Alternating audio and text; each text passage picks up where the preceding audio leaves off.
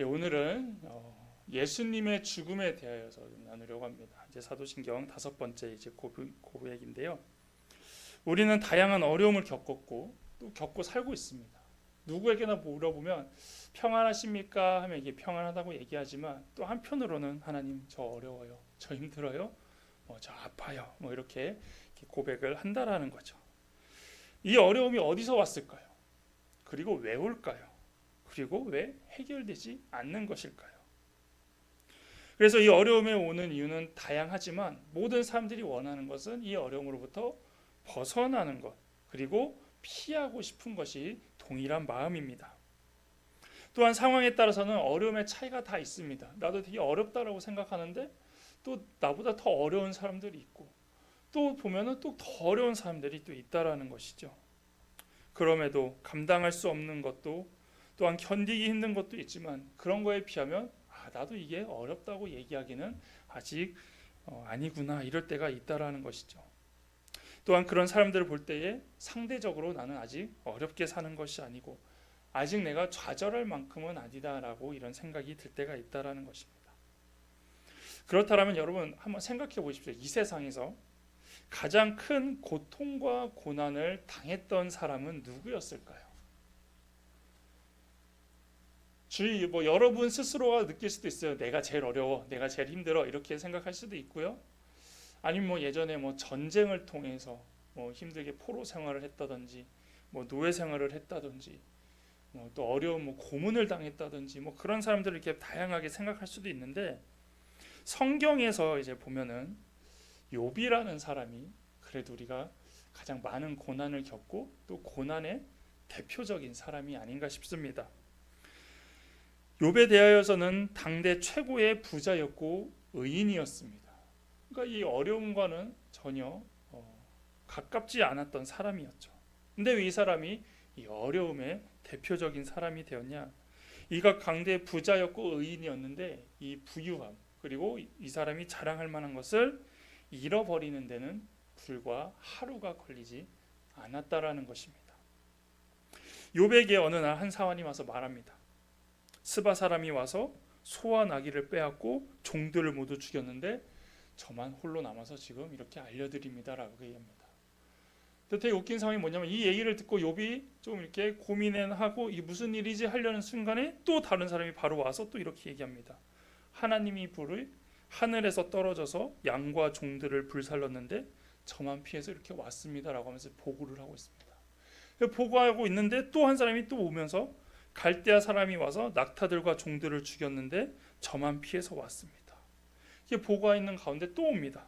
그래서 주인의 자녀들이 마다들의 집에서 음식을 먹으면서 있는데 갑자기 큰 바람이 와서 집에 내 기둥이 무너져 그 집에 깔려 자녀들이 죽었습니다. 이렇게 얘기를 합니다. 이게 차례대로 된 게 아니라 지금 뭔가 동시에 일어난 것 같아요. 동시에 일어났는데 이제 거리감이 있다 보니까 보고를 하고 있는 가운데 그 보고를 하고 있고 보고를 하자마자 또 그 보고를 하고 있는 이게 무슨 상황인가 이런 내용이 욥기 1장에 나오고 있다라는 것이죠.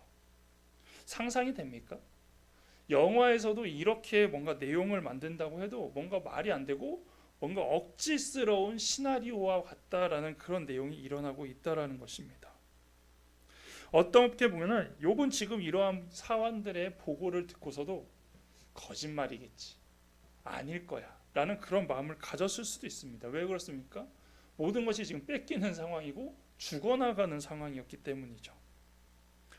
그런데 이것은 모두 사실이었고 욥은 하루 만에, 말이 하루지 어떻게 보면 몇 시간 만에 이 모든 것들을 다 잃어버리고 다 사라졌다라는 것입니다.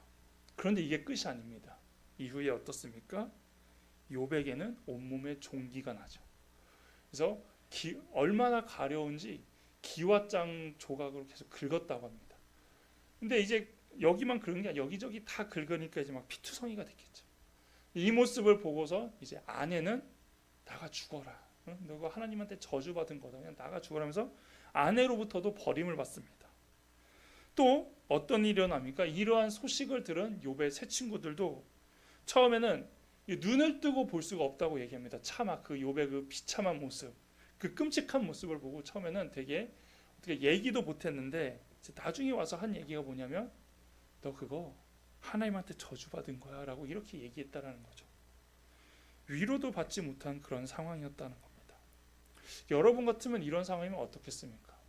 모든 것을 잃어버리고 내 몸도 아프고 심지어 가장 가까이에 있는 아내 남편으로부터 또 버림받고 친구들까지도 나를 도와줄 수 없는 상황, 그리고 나를 위로하지 않는 이러한 모습, 이렇게 봤을 때 정말 이 사람은 정말 욥은 가장 큰 어려움을 겪고 있구나라고 우리는 생각할 수 있다라는 것이죠.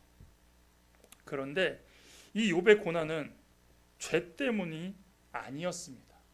그리고 이 욥의 고난을 이제 신학적으로 보면 이제 예수님이 받으실 고난의 그림자라고 이렇게 표현할 수 있다라는 것이죠. 왜냐하면 욥의 고난도 우리가 상상하기 어려운데 예수님이 당하신 고난은 이 욥의 고난에 비하면 또 더 크다라는 것입니다.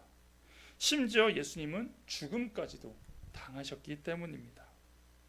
그래서 이 땅에서 받으신 예수님의 고난은 인류 가운데 가장 크고 고통스러운 고난 이야기가 바로 예수님의 이야기라고도 할 수 있다라는 것이죠. 그리고 사도신경의 이 네 번째 고백이 바로 이 예수님의 고난과 죽음에 대한 고백입니다. 우리는 매년 예수님의 고난을 생각할 때가 있습니다. 언제입니까? 고난주일이죠. 고난주간 단 7일 동안 하고 조금 더 이제 확장한 게 교회력으로 사순절 이제 40일간 하는데, 예수님 입장에서의 고난의 시작은 언제일까요? 예수님 입장에서의 고난의 시작은 이미 이 땅에 태어난 것, 이 땅에 오신 것부터가 예수님 입장에서는 고난의 시작입니다. 왜 그렇습니까? 신이거든요. 하늘에 계신 신이 무슨 이유로 굳이 그렇게 힘들게 고난을 받으셨을까요? 그리고 인간으로 온 것 자체가 신의 입장에서는 고난의 시작이라는 것이죠.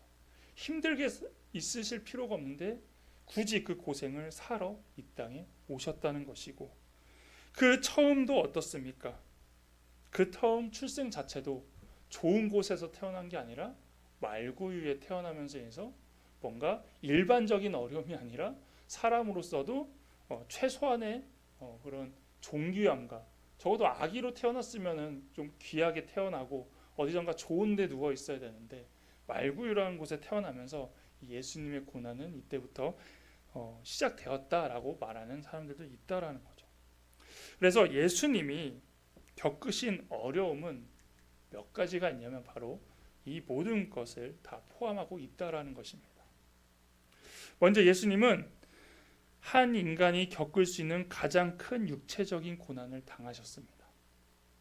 출생은 얘기했듯이 마구간의 말 구유에서 하셨고, 또 예수님의 삶은 어떻습니까? 30년간 예수님의 가정은 목수의 가정입니다. 근데 목수라는 직업 자체가 부유한 가정은 아닙니다. 그렇다고 잘 사는 가정도 아닙니다. 좀 어렵고 가난한 쪽에 속해 있습니다.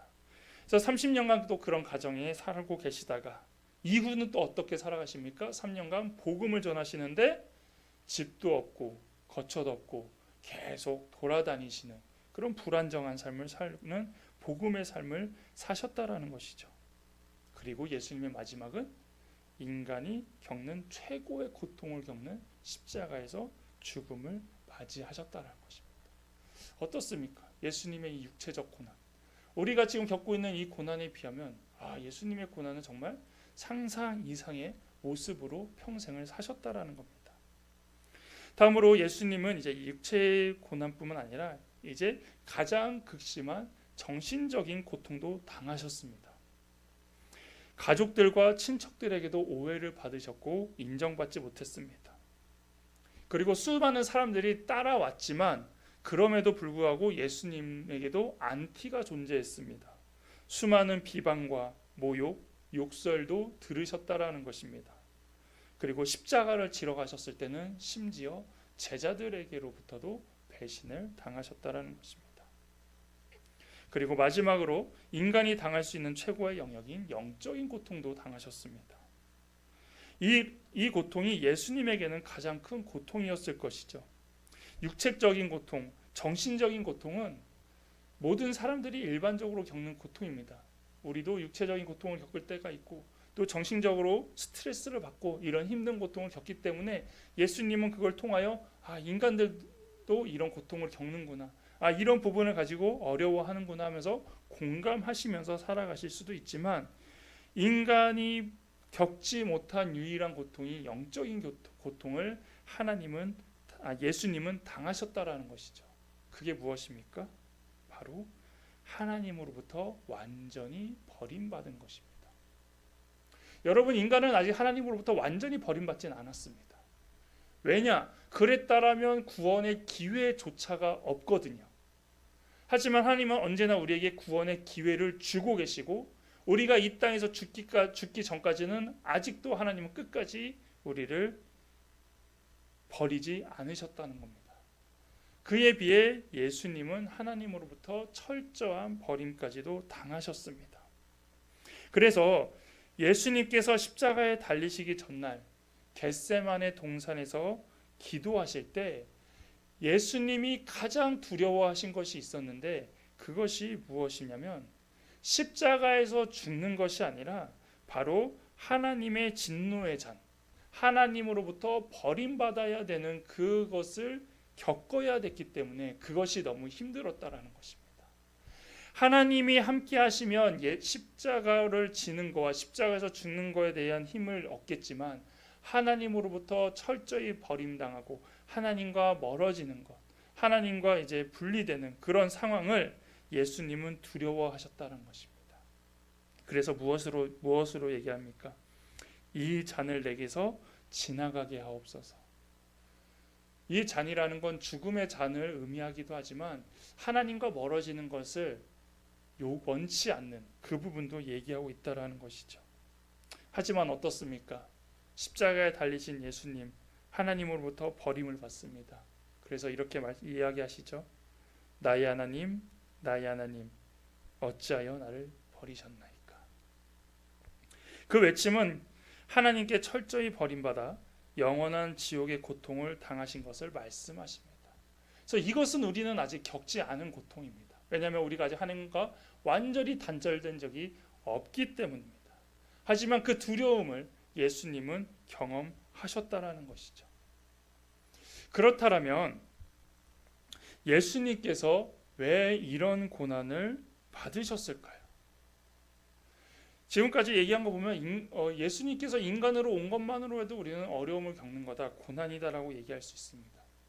그런데 처음 태어날 때부터 죽을 때까지 모든 고난의 연속이었다라는 것인데, 왜 꼭 이렇게 고난을 받으셨어야 하는가?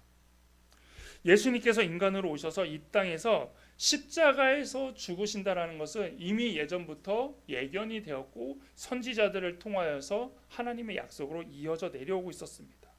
그래서 이것을 우리가 또 한편으로 봤을 땐 예수님이 이 땅에서 십자가에서 죽으신 것은 단순한 그런 하나님의 약속이라고 생각할 수도 있다라는 것이죠. 하지만 예수님의 십자가에는, 그 십자가에서 죽으신 것은 우리의 구원만 담겨 있는 것이 아니라 동시에 치유와 화해와 화평과 회복도 있다라는 것입니다. 그래서 예수님께서 우리의 고난을 대신 받은 이유는 고난을 받으셨기 때문에 우리를 이해할 수 있다라는 겁니다. 그런데 그렇게 고난을 받으셨음에도 그것을 이겨내셨지 않습니까? 그래서 그것을 통해 이제 우리도 예수님을 통해 우리도 이 고난을 이겨낼 수 있겠구나라는 것을 보여주기 위해서라는 것이죠.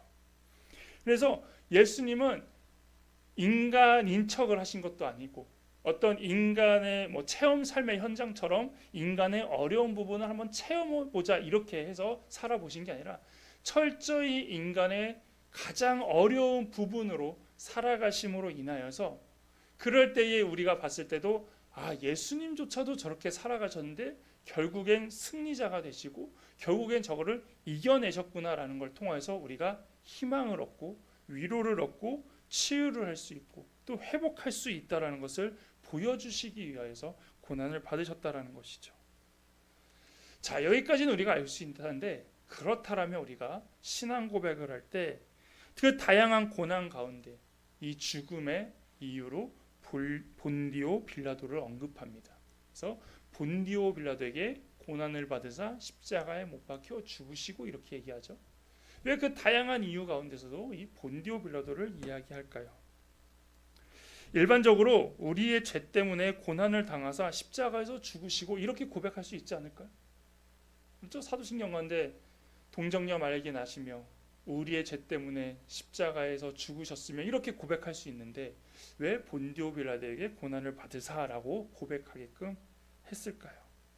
그것은 본디오 빌라도가 역사적인 인물이라는 것이죠. 그렇다면 본디오 빌라도가 역사적인 인물이라면 십자가의 사건도 역사라는 겁니다. 십자가의 사건이 역사가 되면 무엇이 됩니까? 바로 예수님의 고난과 죽음도 역사가 된다라는 것입니다. 역사는 무엇입니까? 사실이라는 겁니다. 즉 빌라도가 실존 인물이기 때문에 당시에 있었던 예수님의 십자가의 죽음도 사실이 되는 것이고, 그렇게 되면 이 예수 그리스도와 십자가로부터 시작된 기독교도 사실이 되는 것이고, 이것이 의미하는 구원도 사실이 되는 것입니다. 즉 사람들은 얘기하죠. 그냥 예수라는 사람을 통해서 그를 따르고 믿는 사람들이 만들었다라고 표현을 하지만 그 안에 내포되어 있는 이 십자가가 사람의 생각으로 만들어진 구원이 아니라 실제 구원이 된다라는 것을 역사적으로 보여줄 수 있다라는 것입니다. 또한 예수님의 죽음은 유일한 인간의 독특한 죽음입니다. 왜냐하면 여러분, 사람이 왜 죽을까요? 이거 뭐 아이들한테 물어보면 그래요. 그냥 뭐 나이 먹어서 죽는다 이렇게 얘기를 하지만 꼭 나이 먹어서 죽는 게 아니거든요. 뭐 사고로 인하여 죽을 수도 있고 뭐 병으로도 인하여 죽을 수도 있는데, 결국 성경에서는 그 죽음의 원인이 무엇에서 시작입니까? 죄입니다. 그것도 누구의 죄? 나의 죄. 근데 예수님도 죽으셨거든요. 그럼 예수님의 죽음은 뭐가 될까요? 예수님은 죄가 없으신데, 그래서 인류 역사 가운데 유일하게 다른 점이 바로 그거라는 거죠. 인간은 모두 자신의 죄로 인하여 죽지만 예수님만이 자신의 죄가 아닌데도 죽으신 분이라는 것입니다. 왜냐하면 예수님의 죽음이 예수님을 죽도록 하는 예수님의 죄는 예수님의 죄가 아니라 우리 모두의 죄이기 때문입니다. 그래서 우리 때문에 예수님이 죽으시는, 보통 인간과는 다른 그 죽음을 여기서 또 보여주고 있다라는 것이죠. 그래서 여기서 우리가 한 가지 더 짚어볼 것은, 예수님께서 인간으로 오셔서 죽어야 된다 했으면, 그렇죠? 인간의 죄로 인하여 죽어야 했으면 죽음의 방법도 여러 가지가 있잖아요. 앞에서 얘기했지만 나이 먹어서 죽을 수도 있고, 병 걸려서 죽을 수도 있고, 뭐 사고로 죽을 수도 있고, 어떠한 이렇게 또 그런 정치적인 죄를 덮어서 죽어야 했다라면 또 여러 가지 죽음의 방법도 있는데, 왜 죽음의 방법이 십자가에 못 박혀 죽어야 했냐는 것입니다. 놀랍게도 이 방법도 하나님께서 이미 예전부터 계획해 놓으셨다라는 겁니다. 죽음에도 다양한 방법이 있었지만 십자가에서 죽는 것이 예수님께서 그 대속적인 죽음의 의미가 가장 분명하게 드러나 있다라는 것입니다. 대속, 즉 우리의 죄 때문에 죽어야 하는 게 그냥 단순히 죽음이 아니라 그 모든 것까지도, 우리가 대신 죽어야 하는 그 모든 것까지도 포함하는 것이 이 십자가라는 것에 들어있다라는 것입니다. 십자가 처형은 당시에 수많은 사형 방식 중 반역자에게 내려지는 가장 끔찍한 방식이라고 합니다. 즉 제일 많이 알려진 게 뭐 교수형이 있을 것이고, 우리나라는 예전에 이게 목 이렇게 한 번에 내려치는 그런 방법도 있는데, 그런 방법 가운데서도 가장 이제 끔찍한 것이 이제 십자가형이고, 십자가형이 너무 끔찍하다 보니까 실제로 자주 하지도 않았던 이 형벌임에도 불구하고 예수님은 이 형벌을 당하셨다라는 것이죠. 십자가 처형이 끔찍하고 무서운 이유는 그 고통을 가장 오랫동안 지속하는 처형 방식이라는 겁니다. 그래서 십자가형은 대부분 십자가에 못 박혀 있는 그 상황만 우리가 생각하고 있지만, 십자가형은 이미 매달리기 전부터 납과 못이 달린 채찍으로 매직을 당하는 것부터 시작입니다. 그래서 예수님께서도 채찍으로 맞으셨잖아요. 근데 그게 잘못돼서 한 게 아니라 십자가의 형에 그것부터 시작이 그 내용부터가 들어있다라는 겁니다. 그래서 그렇게 살이 찢기고 매를 맞고 피를 흘리는 가운데 그렇게 힘을 다 빼놓은 상태에서 어떻습니까? 이제 자신이 질 십자가를 지고 아니면 메고 이제 사형장으로 이동합니다. 그리고 이제 십자가에 매달리는 그 전부가 이제 십자가형에 들어있는 하나의 과정이라는 것이죠. 그리고 그곳에서 이제 죽을 때까지 계속 놔두는 것입니다.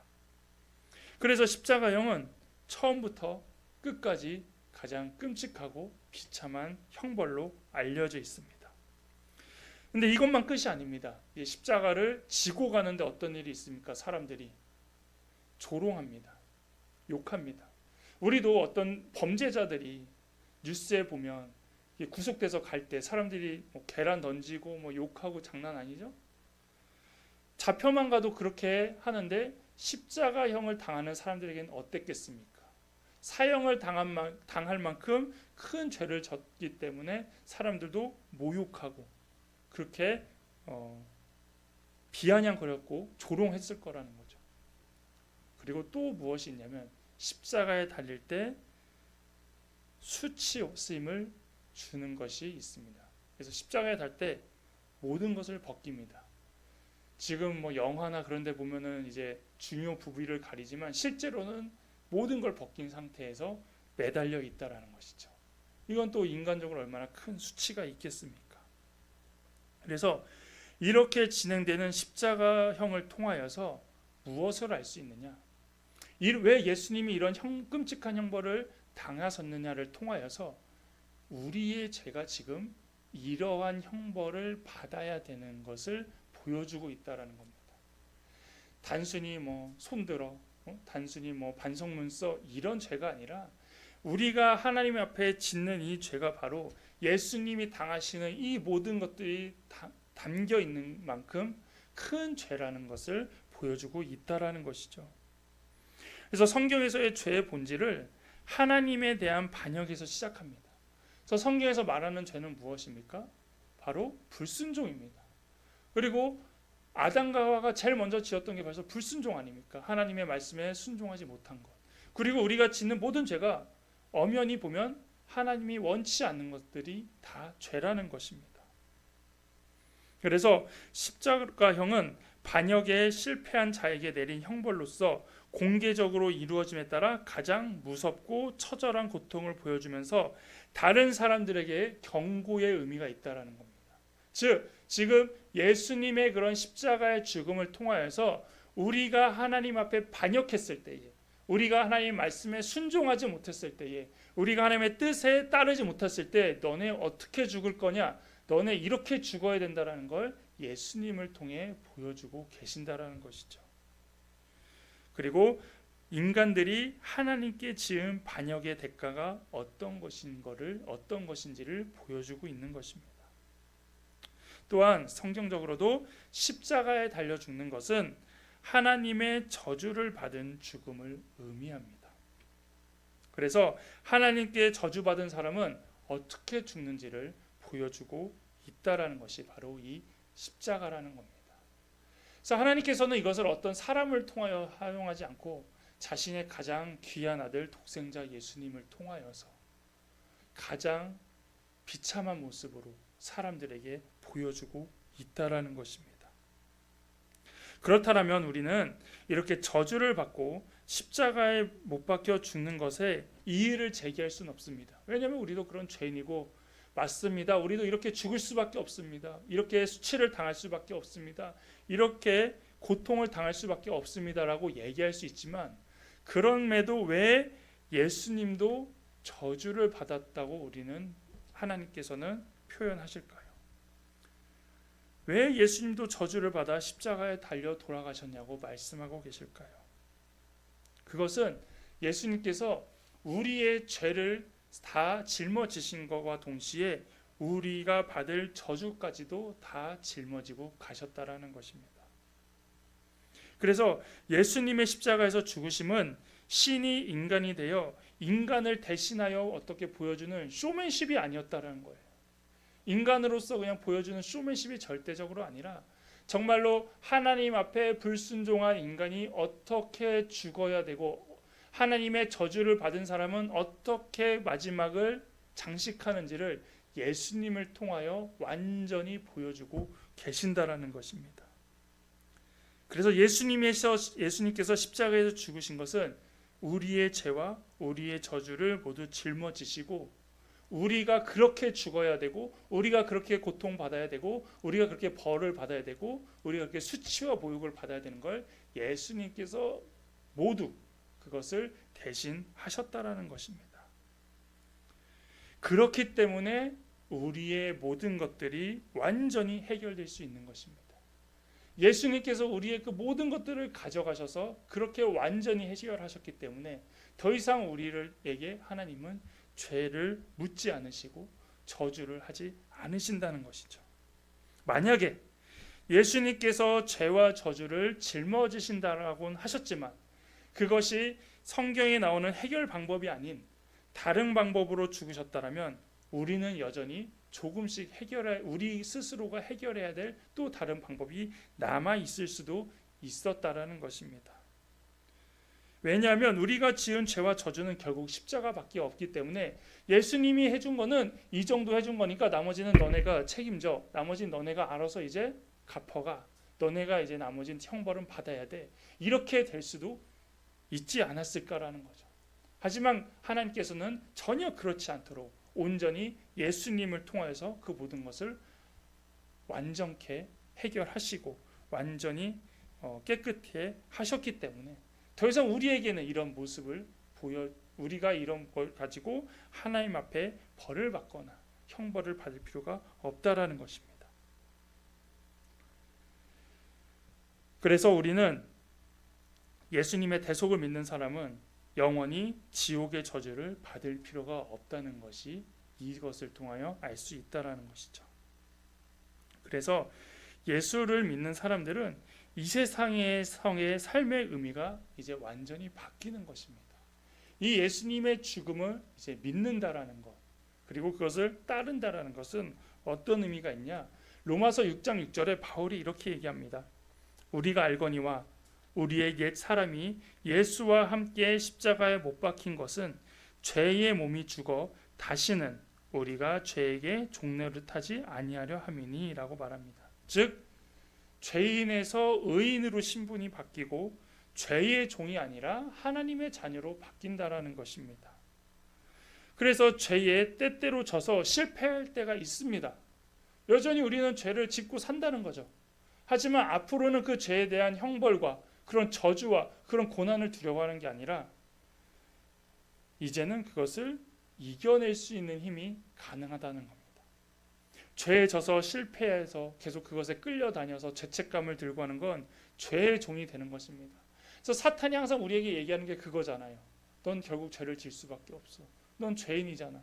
넌 그런데도 어떻게 뻔뻔하게 그렇게 잘 살아가고 있으면서 죄는 계속 죄의 종으로 끌어가려고 하지만 예수의 이 십자가를 믿는 사람은 이제는 그럼에도 불구하고 이 모든 것을 용서받고 해결받을 수 있다는 걸 알고 예수의 이름으로 다시 일어서서 하나님의 자녀로 하나님의 사람으로 살아갈 수 있게 된다라는 것입니다.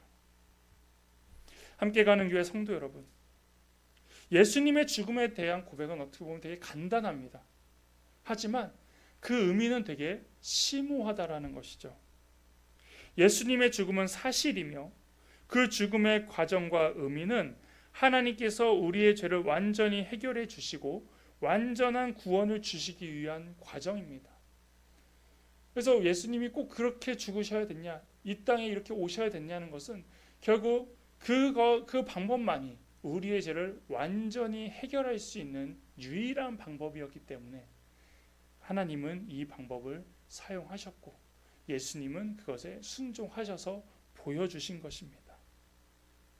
이런 예수님의 십자가의 죽음을, 그 죽음의 의미를 깊이 아는 여러분들은 이제는 신앙 고백을 할 때 본디오 빌라도에게 고난을 받으사 십자가에 못 박혀 죽으시고라는 고백을 할 때 이제 옛사람은 죽고 새 사람으로 사는 감격을 누리게 된다라는 것이죠. 그래서 우리가 앞으로 하는 이 고백 가운데 이 고백을 할 때마다 옛사람이 사라지고 계속 새 사람으로 예전에 하나님을 몰랐던 그런 모습이 아니라 이제는 그 예수님을 통하여 새로워진 사람으로 우리가 변화됨을 깨닫고 또 그 감격을 누리는 여러분 되시기를 주님의 이름으로 축복합니다.